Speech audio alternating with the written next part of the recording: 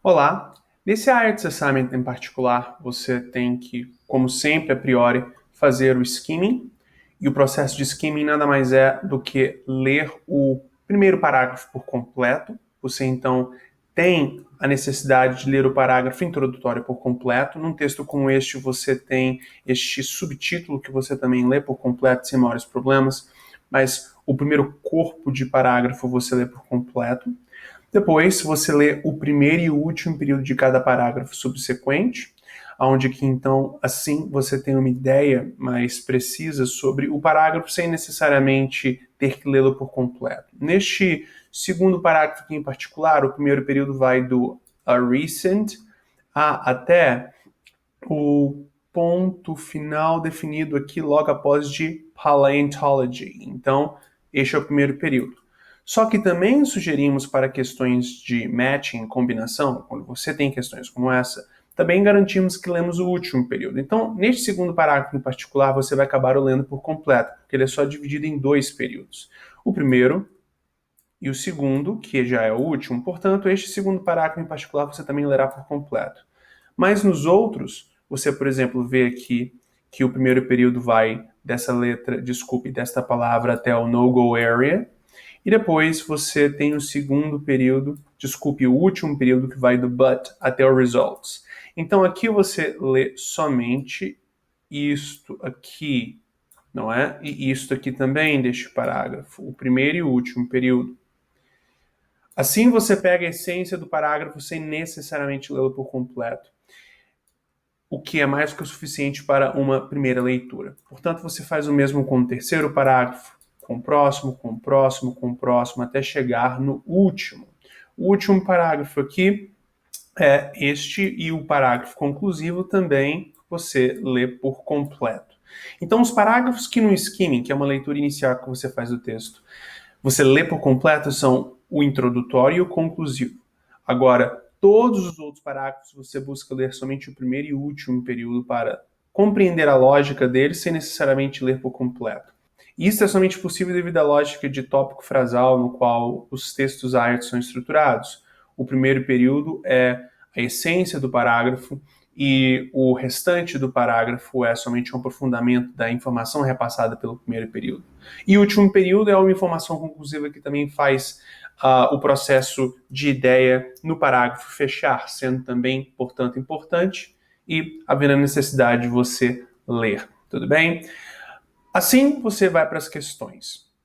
Chegando às questões, você aqui tem o summary. Você tem que, tomando como referência esse resumo do texto como um todo que você leu, completar esses espaços em branco com one or two words from the passage. Ou seja, você na realidade só pode utilizar no máximo duas palavras para cada uma das respostas e essas palavras precisam ser diretamente tiradas do texto, não é?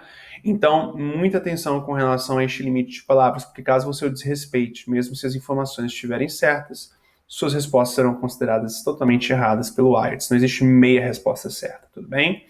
Perfeito. O que é muito importante percebermos para um tipo de questão como este, de summary, de resumo, é que o que você tem aqui como resposta para essas questões e o próprio resumo em si que você terá que completar segue a mesma sequência do texto. Então a questão 1, por exemplo, que se encontra logo no começo do summary, vai provavelmente ter a sua resposta logo aqui no primeiro parágrafo, no máximo até o segundo. A resposta da questão 2 estará logo aqui no segundo parágrafo, no máximo no terceiro, e vai seguindo a sequência até chegar no parágrafo conclusivo. Portanto, para achar a resposta 1, você já sabe para onde ir, logo para o começo do texto. Então você não precisa de ir para o texto dando tiro para o alto até encontrar algum parágrafo que fala sobre o que a informação 1 fala sobre. Desculpe, o que a questão 1 fala sobre. Muito importante termos isso em mente. Agora, uma coisa que é muito importante quando estamos fazendo questões IELTS Reading, através de antes de um processo de skimming, é destacarmos palavras-chave igualmente. Então, você não somente ao longo da sua primeira leitura via skimming lê partes específicas. Ao longo dessas partes específicas que você lê, você também destaca palavras-chave. E o que são palavras-chave? Nomes, números, datas, informações específicas que você tem ali no texto indicando com exatidão o tipo de informação específica que o texto abrange. E quanto mais visual você faz essas informações serem destacadas, mais facilmente você, tendo em vista as questões, consegue retornar ao texto e identificar o parágrafo que fala sobre aquela informação que a questão fala sobre.